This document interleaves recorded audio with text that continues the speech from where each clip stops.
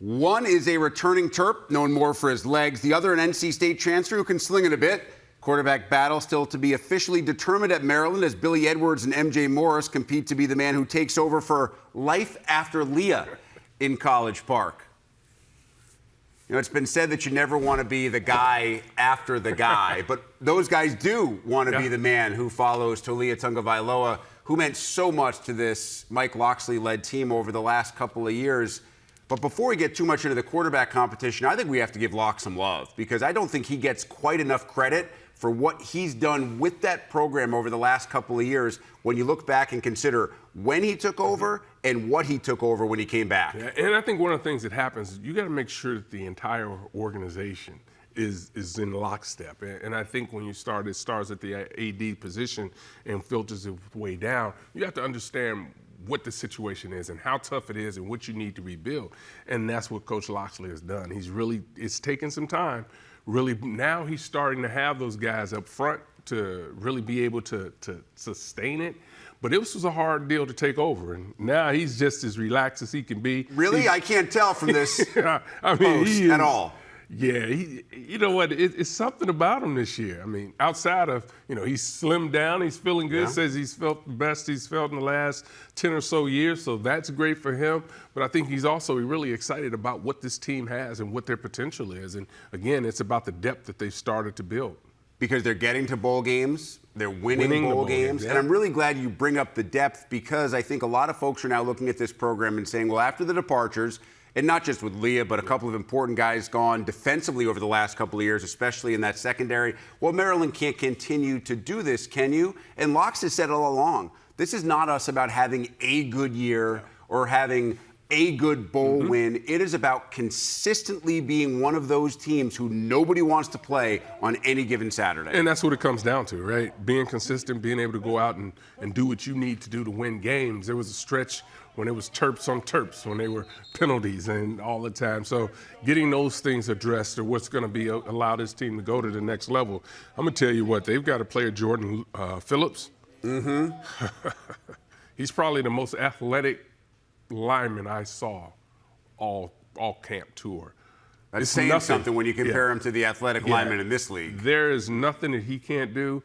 And I know that the numbers for interior defensive linemen never show up in the stat sheet, but he's going to cause problems. There's no way you can single block him, and he's going to command double teams, and he's going to make some huge plays for this team this year on the defensive side. Before we finish, what do you think makes the ultimate difference in that quarterback call that Locks will have to make before next weekend? Taking care of the football and being able to lead the team. And the leading the team part is something that you don't necessarily see, but they're following these guys. So the day we were there, I thought Edwards, played outstanding, but Morris brings a little different thing. So I would not be surprised if they had a couple different packages built. I know you never want to have multiple packages or multiple schemes, but this could be a situation where this thing could play out through the season.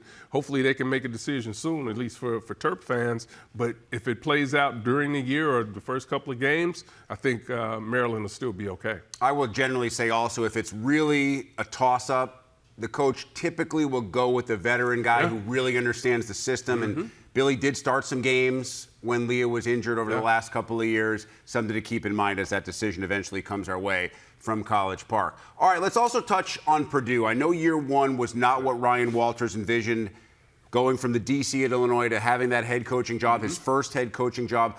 But Purdue did win 2 of its last 3, and I think they showed later in the year that they do have the ability to at least take a couple of steps closer to where Ryan eventually wants them to be. Yeah, I think it starts at the quarterback spot, too, with Card. I think you look at him, he's much more comfortable this year. He was really smiling the entire time we were there, interviewing him and watching him move around on the field.